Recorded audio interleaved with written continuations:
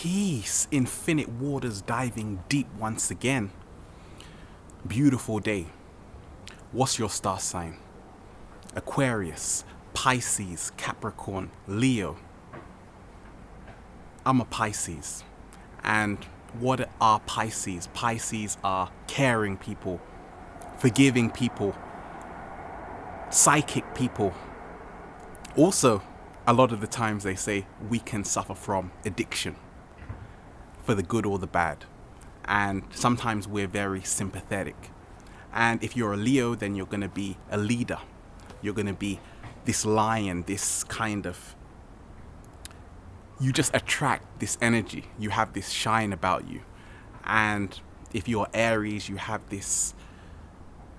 Also, you have this power, this extroverted nature. But at the same time, sometimes you're very impatient. And Sagittarius, you are the humorous kind. All of these labels for these star signs, it's amazing because a lot of the times, whenever I look at star signs, I read what is a Pisces, and sometimes a lot of it makes sense, but at the same time, a lot of it, I'm like, is this just a self-fulfilling prophecy? Are so many of us basing our life experiences on these star signs? Are we actually becoming our star signs? And for me, that's one of the biggest things I've realized on my journey, that let's look at the words. The Zodiac. If we go back to the Greek, what does Zodiac mean? Zodiacus. And that, if we look at the words, Zodion from the Greek means animal, a sculptured animal figure. And the word zoion means animal. Let's look at the word horoscope. From the Greek, hora, time, scopus, observer. So a time observer. If we go back even further, back to ancient Egypt or Kemet, and a lot of other ancient civilizations, but if we look at Kemet, where it all began, the zodiac, you realize that people there, they actually used to observe time, and hence horoscope, Horus, the god Horus, time watchers. And people there, what they would do is they would see and observe the stars, and they would actually, it was purely symbolism. The horoscope, the zodiac, was purely symbolism, and looking at the stars in the skies would really give them an indication of what was happening at that specific time on their land, the agriculture. So dividing the year in 12 sections, and every single month had a different characteristics of the land, the agriculture, and that's why you have animal traits and all of these things. But it's just amazing how a lot of us, when you actually do the science to it and you realize that we are multidimensional beings, and this is what I realized on my journey. I'm limitless, so therefore I am not governed by a star sign. Although we have water energy, fire energy, earth energy, all of this is just telling you that you embody all of these things. In fact, a lot of adepts, they realize that even a lot of the people who are in so-called power in this 3D dimension, they have esoteric knowledge, but essentially it's all based around astro-theology. What's that? Well, that's basically realizing that we're governed by everything around us. We think that we are just here on planet Earth and we're the only species on this planet. In fact, we are governed by the sun, by the moon, by other planets, and there are infinite planets just as there are infinite life forms, but essentially we're governed by the movements and alignments of planets in other galaxies and star systems. Therefore, if you look at flags, you always see people have the shape of a moon and all of these things, because in ancient times people used to observe these things. But when we talk of the zodiac, a lot of us, we actually just define ourselves based on our star sign. And because of that, a lot of us, what happens when you do that is a lot of people say, well, I can't help myself. And that's what happens. A lot of you might have a Scorpion, for example, who is the water energy, mutable, and they're very psychic naturally, and at the same time, a flip side, they could be called, sometimes they might be seen as jealous, and they can say, well, it's just because I'm a Scorpion.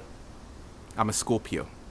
So a lot of the times with these star signs, if we don't realize that they are just symbolism, then a lot of us, we're always subject to this kind of, also which is programming, because it's all based on people's observations. People like me and you, they're no different.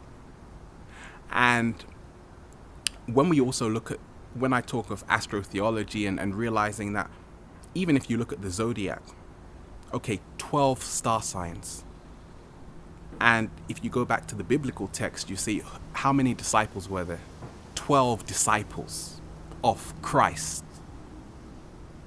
Christos, anointed one, which is really the Son. The S-O-N is the S-U-N. So it's all correlated right there. So therefore, in essence, what it tells me is that we have to master all of our 12 elements, and even the 4 major elements, which is earth, water, fire. All of this is happening within the body. And when you master all of the 12, then you become the anointed one. You become the Christ. You basically master, you become the 13th sign. You step outside of the Zodiac. And they all revolve around you. The Zodiac of Dendera, found in the Temple of Dendera in Egypt, or Kemet. And this is one of the most accurate Zodiac illustrations known to man. And King Louis of France actually bought it when Napoleon went over there for 150,000 francs. And now it's in the Louvre Museum in France. But I managed to get it right here.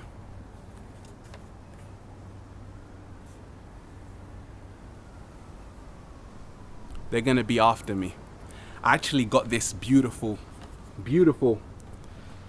illustration of it in Dahab, Egypt, near Sharm el-Sheikh, and I just saw it and I just said I had to buy this. And so when we look at the Zodiac and realize that it's just a symbolic representation of stars and the correlation between what's happening on the planet and the stars, the celestial cycle, it's just liberating for me.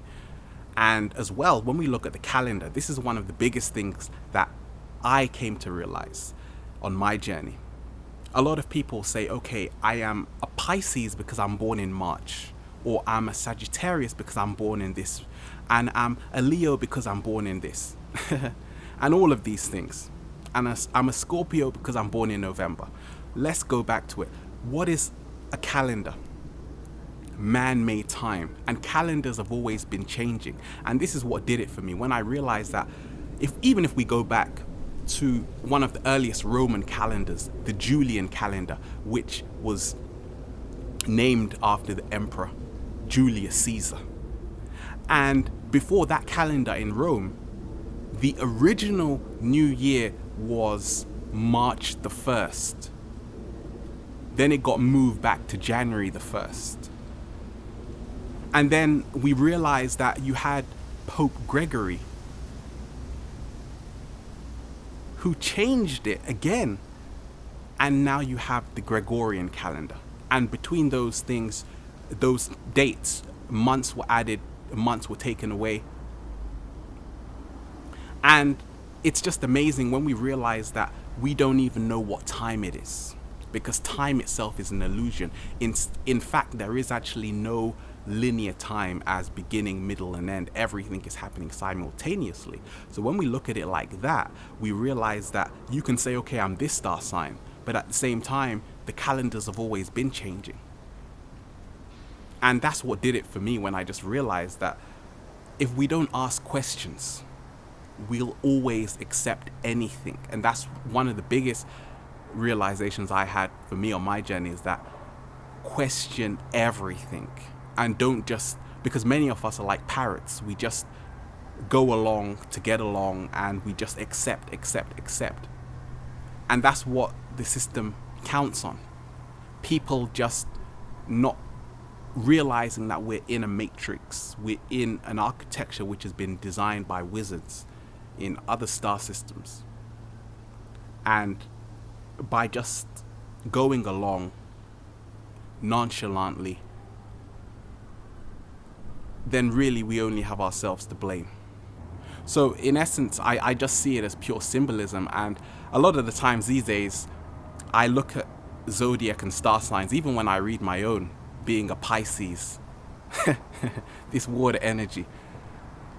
I love just seeing how there are so many traits. This just reminds me how multi-dimensional so all of us are.